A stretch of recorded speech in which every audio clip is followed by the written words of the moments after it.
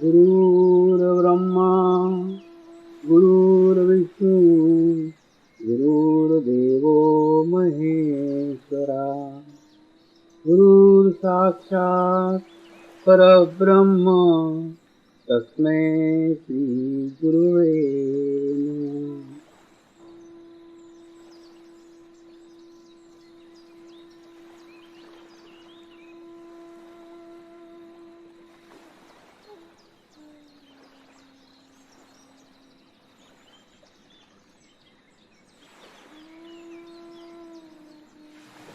मेरे साथ ध्यान की शुरुआत करेंगे।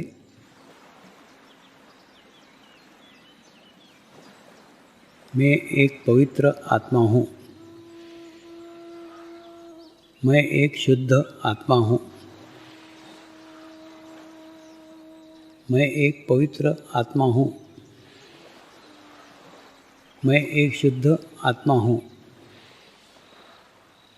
मैं एक पवित्र आत्मा हूँ। मैं एक शुद्ध आत्मा हूँ। गुरु मंत्र का उच्चारण करेंगे। ओम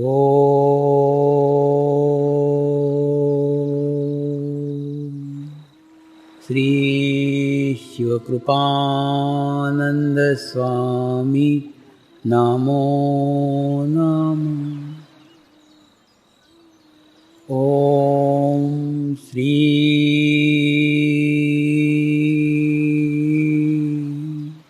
शिवकृपानंद स्वामी नमो नमः। ओम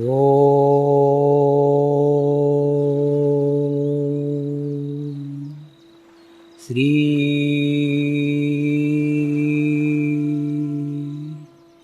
शिवकृपानंद स्वामी नमो नमः। ओम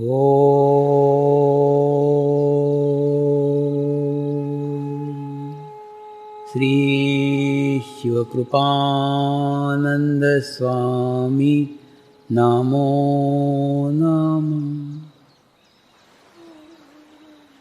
ओम श्री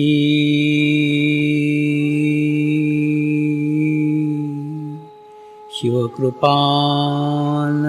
स्वामी नमो नमः। ओम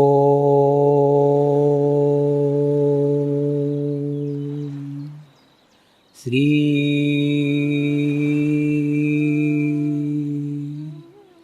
शिवकृपानंद स्वामी नमो नमः। ओम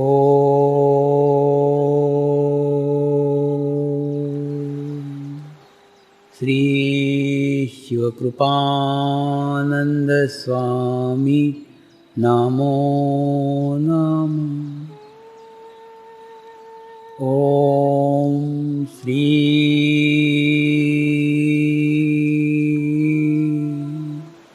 शिवकृपानंद स्वामी नमो नमः। ओम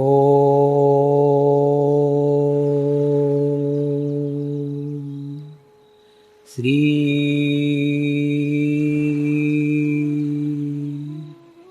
शिवकृपानंद स्वामी नमो नमः।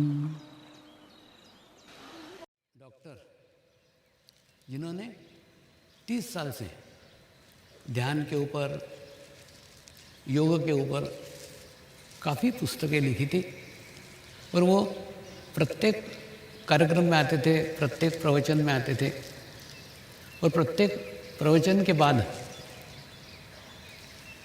वाद विवाद करते थे। स्वामी जी, आज अपने प्रवचन में तो ये कहा हुआ है और इस ग्रंथ में तो ये लिखा हुआ है।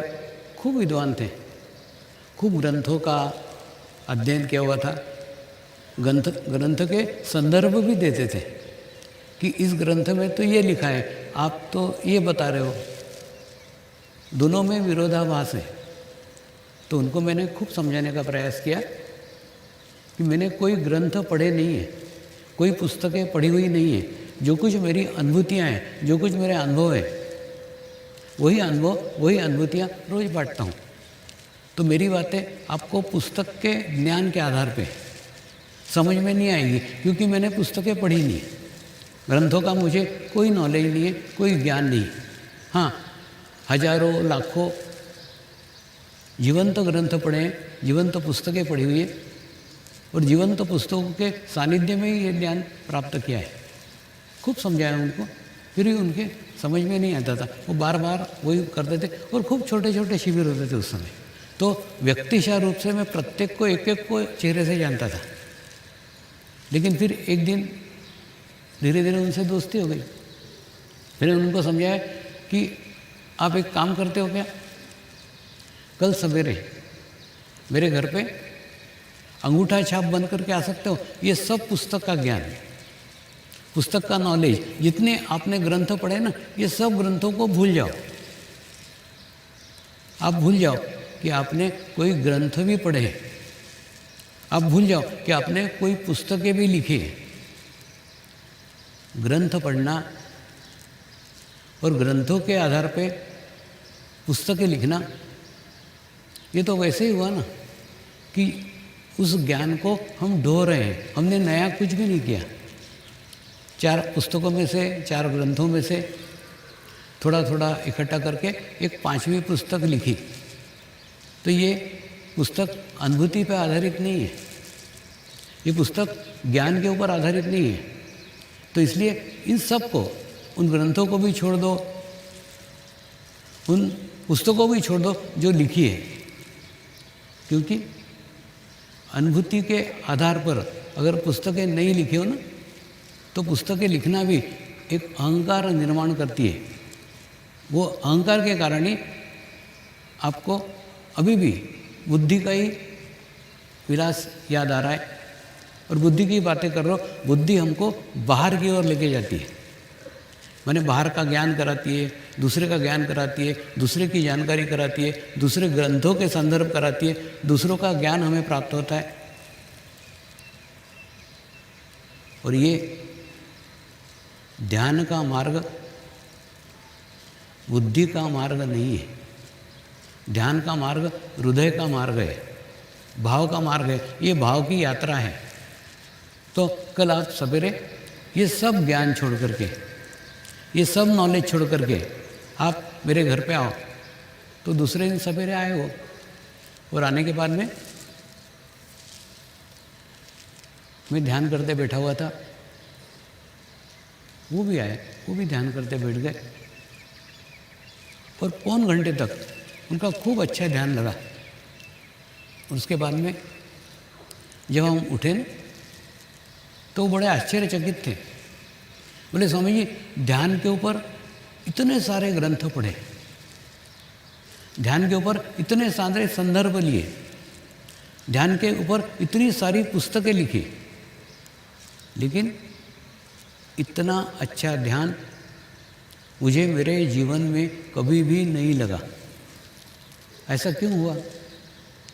मैंने उनको बोला, आज आप सब ग्रंथों को छोड़ करके आए हो, आज आप सब पुस्तकों को छोड़ करके आए हो, आज आप जो बाहरी ज्ञान था उस सब को छोड़ करके आए हो, और शरीर से पुस्तकें पढ़ी थी, शरीर से पुस्तकें लिखी थी, सब शरीर भाव छोड़ करके आए हो, एक आत्मा बन करके आए हो, और उसके कारण ही यह आत्मा की अनुभूति आज आपको प्राप्त हुई।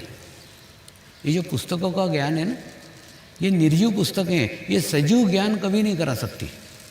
पुस्तकों में तो सदैव जो लिखा हुआ है, जो हो चुका है, उसी के बारे में जानकारी है ना। आपको अगर वर्तमान की जानकारी चाहिए हो, आपको अगर प्रेजेंट की जानकारी चाहिए हो, तो आपको अनुभूति का ज्ञान ही लेना पड़ेगा। वो आपको आपके आत्मा से ही मिलता है, और एक बार वो ज्ञान मिलना आपको प्रारंभ हो गया तो आपको बाहर के ज्ञान की आवश्यकता ही नहीं रहती। देखिए, पुस्तकों का ज्ञान बेकार नहीं है, पुस्तकों का ज्ञान सहायक है, लेकिन उसका कितना रोल है, उसकी कितनी सहायता है, वो थोड़ा समझ लो। मैंने उनको कहा आप कार लेकर के आए हो, तो क्या कार सहित मेरे घर में घुस गए क्या? नहीं घुसे, कार बाहर खड़ी करी और पैदल पैदल पैदल पैदल अंदर आए। ठीक उसी प्रकार से पुस्तकों का ज्ञान हमको परमात्मा तक पहुंचा सकता है, यानी बता सकता है कि परमात्मा कहाँ है, परमात्मा कैसा है, परमात्मा को कैसे पहचाने, ये सब ज्ञान करा सकता है। पुस्तकों का ज्ञान हमको ये ज्ञान दे सकता है कि गाय कौन सा है और गधा कौन सा है।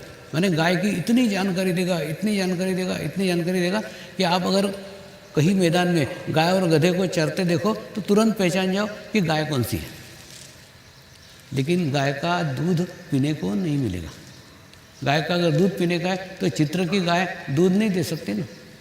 वो पुस्तक की जानकारी आपको दूध का स्वाद नहीं दिला सकती, स्वाद की जानकारी दे सकती है, आपको बता सकती है कि दूध मीठा मीठा रहता है, गुनगुना लगता है, बहुत अच्छा लगता है मीठा दूध पीने से, लेकिन दूध का स्वाद नहीं करा सकती। ठीक उसी प्रकार से पुस्तकें आपको परमात्मा तक पहुंचा सकती है, परमात्मा की अनुभूति नहीं करा सकती, और ध्यान परमात्मा की अनुभूति है। तो इस अनुभूति पाने के लिए आपको उस पुस्तक का ज्ञान छोड़ना ही पड़ेगा। वही बात आज आपको कह रहा हूँ। आपने आज तक जितनी भी पुस्तकें पढ़ी, शरीर से पढ़िए, शरीर से समझिए, वो सब का ज्ञान, सबका नॉलेज आज छोड़ दो और फिर एकाग्र चित्त होकर के आगे क्या बताने जा रहा हूँ उसको अनुभव करो, उसकी अनुभूति करो। ये शब्द उस अनुभूति के केवल और केवल माध्यम है। आपको अनुभूति से वो ज्ञान हो जाएगा, वो नॉलेज हो जाएगा जो शरीर से अभी तक नहीं हुआ है। आज महाशिवरात्रि के पर्व पर मुझे 2 साल पूर्व मैं उज्जैन गया था। उज्जैन में महाकालेश्वर का मंदिर है और शिव जी का ही दूसरा नाम महाकाल है। तो वहाँ एक बस के ऊपर लिखा हुआ देखा, काल उसका क्या करे जिसकी रक्षा महाकाल करे। यानी महाकाल जिसकी रक्षा कर रहा है उसकी काल भी कुछ नहीं कर सकता, काल भी बुरा नहीं कर सकता। ऐसा क्यों कहा है? एक्चुअली सबसे बड़ा भय, सबसे बड़ा डर किस चीज़ का है? मनुष्य को सबसे बड़ा भय, सबसे बड़ा डर मृत्यु का है, और मृत्यु का भी डर दूर करे, काल का भी डर दूर करे, उसे महाकाल कहते हैं। तो कहने का अर्थ ये ऐसा क्यों कहा गया है और ऐसा क्यों कहते हैं? एक्चुअली शिव जी का स्थान हमारे हृदय चक्र के अंदर है। हृदय चक्र में शिव जी का स्थान है, और अगर हम हृदय चक्र को शुद्ध करते हैं, हृदय चक्र को पवित्र करते हैं, तो क्या होगा? हम निडर हो जाएंगे, हमको मृत्यु का भी भय नहीं रहेगा। देखा ना, अभी जो 2 साल का कोरोना का काल गया, इस कोरोना के काल में मृत्यु का भय पूरे विश्व स्तर के ऊपर था। मेरे जीवन काल में तो भी ऐसा भय, ऐसा डर का वातावरण मैंने विश्व में कभी भी नहीं देखा। देखिए, किसी स्थान के ऊपर भूकंप आता है तो भूकंप उस स्थान पुरता ही रहता है, वहाँ डर उतना ही रहता है। और अपने को लगता है कि डर है, ऐसा नहीं है। भूकंप के दफ़े भी एक ऊर्जा निकलती है, ऊर्जा निर्माण होती है और एक क्षण में घटित हो जाता है, लेकिन वो उतने ही स्थान का रहता है, उतने ही जगह का रहता है। ज्वालामुखी फूटता है तो भी वो एक ही स्थान पर रहता है, एक ही जगह रहता है, उसका बाकी जगह कोई प्रभाव नहीं रहता है। युद्ध होते हैं 2 राष्ट्रों के बीच में होते हैं, 2 देशों के बीच में होते हैं, उसका अन्य देशों पे कोई संबंध नहीं होता। लेकिन ये जो घटना घटी है, इस घटना में पूरा विश्व प्रभावित हुआ है। पूरे विश्व में उसका भय व्याप्त है। और जब पूरे ही विश्व में भय व्याप्त हो, ऐसे समय अपने आप को भय मुक्त रखना बहुत कठिन हो जाता है। क्यों? क्योंकि सभी जगह वो वातावरण है। अब किसी भी राज्य में जाओ, किसी भी देश में जाओ, किसी भी गांव में जाओ, किसी भी परिवार में जाओ, एक ही बात एक ही जगह चल रही थी। तो इसीलिए मीडिया के माध्यम से अलग अलग मैसेज भेज करके, अलग अलग संदेश भेज करके, अलग अलग कार्यक्रम रख करके आपको उस कोरोना के इफ़ेक्ट से बचाने का प्रयास किया है और प्रयत्न किए। और इस समय में जो डर का वातावरण था, उस समय वो महाकाल वाली बात मुझे बार बार याद आती थी कि जिसका हृदय चक्र स्ट्रांग है, जिसका हृदय चक्र मजबूत है, उसको कोई भय नहीं है। वास्तव में आप पहुंच ही पाओगे ऐसा मैं नहीं कहता, आप कर ही पाओगे ऐसा भी मैं नहीं कहता, लेकिन नियमित अगर ध्यान करते रहे, नियमित अगर साधना करते रहे, तो आपके जीवन में वो स्थिति भी आ सकती है, वो अवस्था भी आ सकती है जो मृत्यु से भी परे है।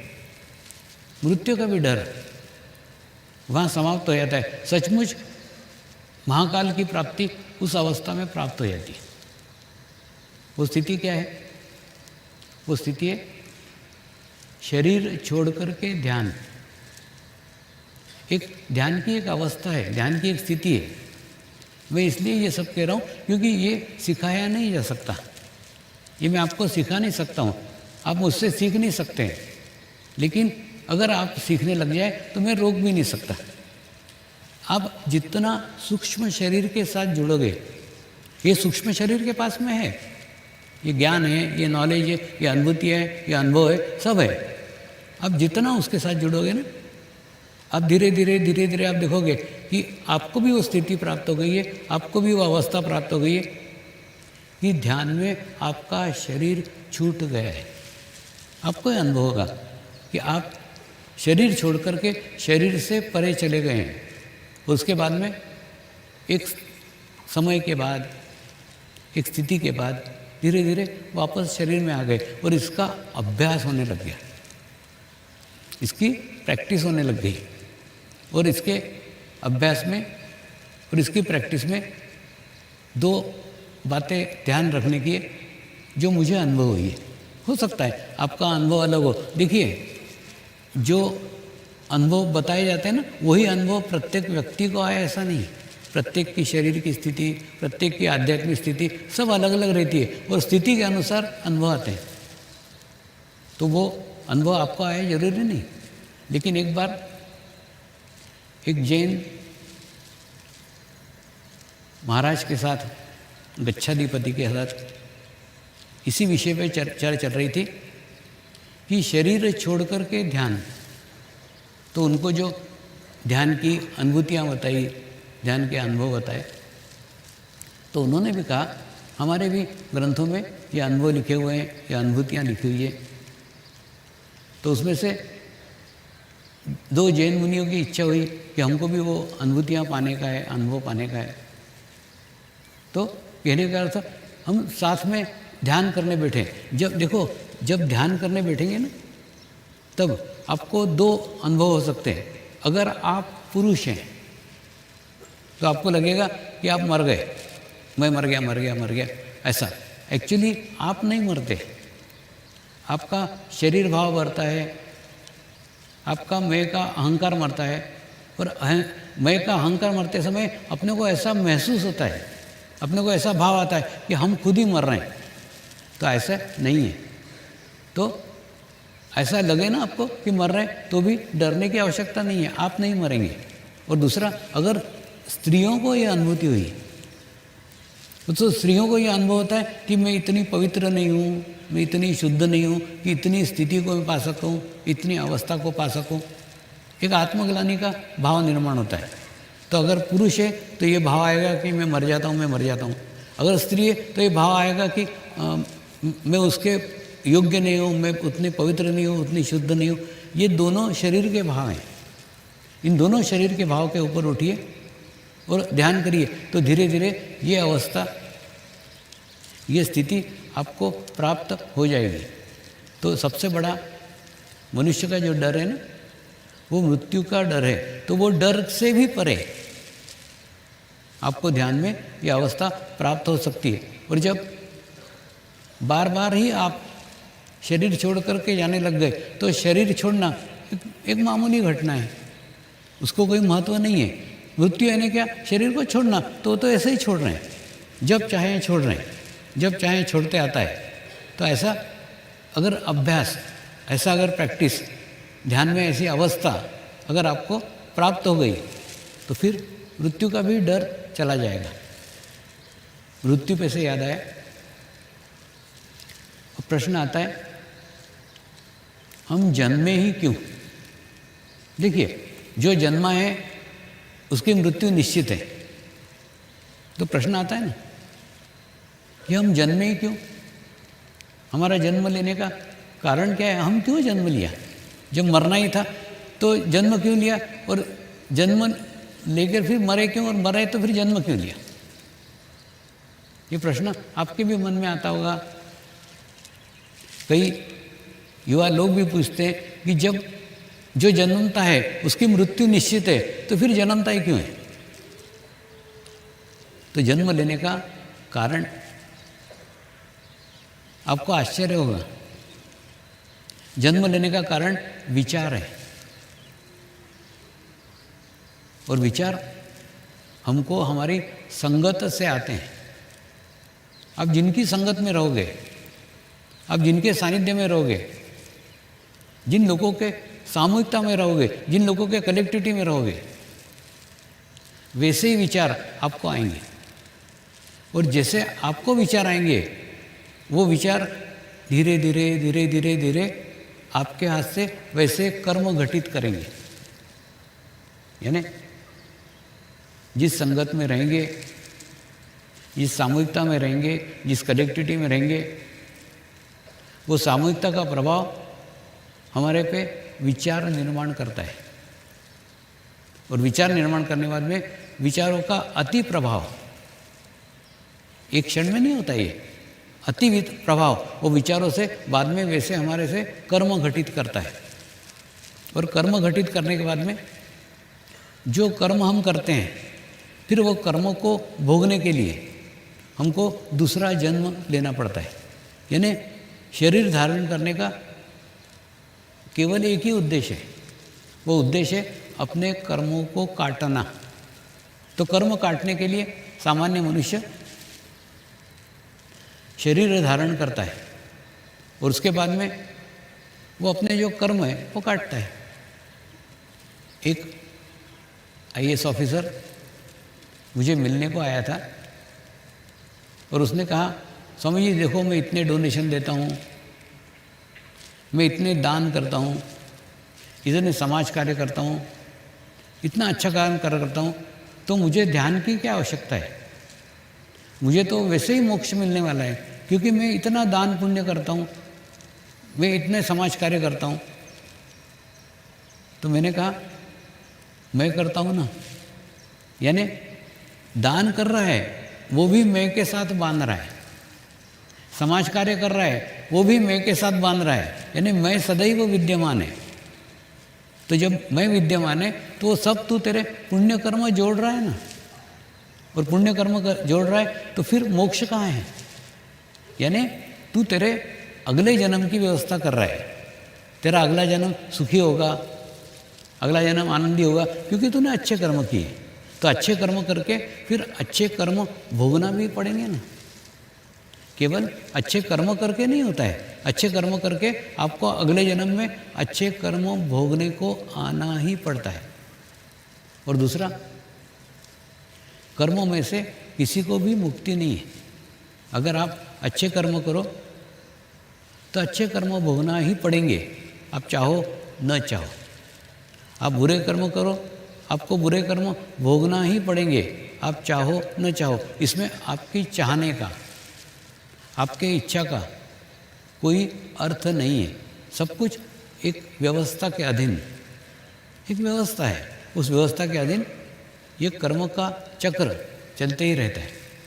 और उसके बाद में फिर वही कर्म हम भोगने को इस धरती पे आते हैं और जन्म लेते हैं। यानी हमारे जन्म का कारण देखो तो जन्म का कारण विचार है।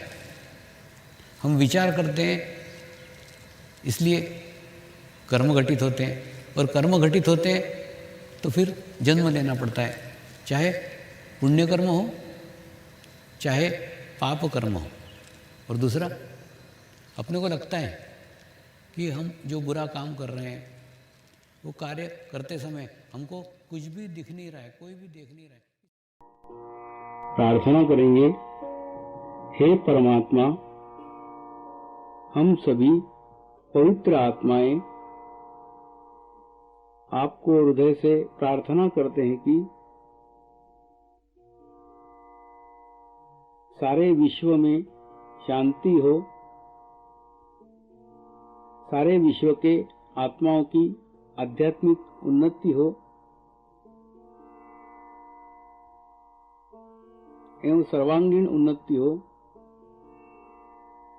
यही हम सब आत्माओं की शुद्ध इच्छा है। नमस्कार करेंगे।